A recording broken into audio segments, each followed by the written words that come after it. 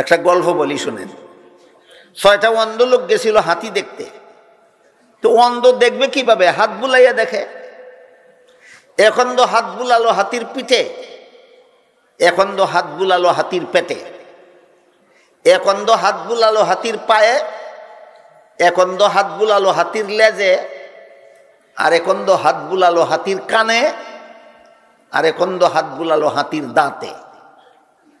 ফিরার পরে লোকেরা যখন জিজ্ঞেস করে অন্ধরা হাতি কেমন দেখলা, যেই অন্ধ হাতির পিঠে হাত বুলাইছিল সে বলে হাতি খাটের মতো, যে অন্ধ হাতির পেটে হাত বুলাইছিল সে বলে হাতি দানের গুলার মতো, যে অন্ধ হাতির পায়ে হাত বুলাইছিল সে বলে হাতি কলা গাছের মতো, যে অন্ধ হাতির লেজে হাত বুলাইছিল সে বলে হাতি লাঠির মতো, যে অন্ধ হাতির কানে হাত বুলাইছিল সে বলে হাতি কুলার মতো, যে অন্ধ হাতির দাঁতে হাত বুলাইছিল সে বলে হাতি মূলার মতো। আপনারা কি বলেন, হাতি কুলার মতো না মূলার মতো? এই অন্ধর দলে কুরআন, অন্ধর দলে হাতি যেমন দেখা দেখেছে, ফরিদায় কুরআন তেমন পড়া পড়েছে।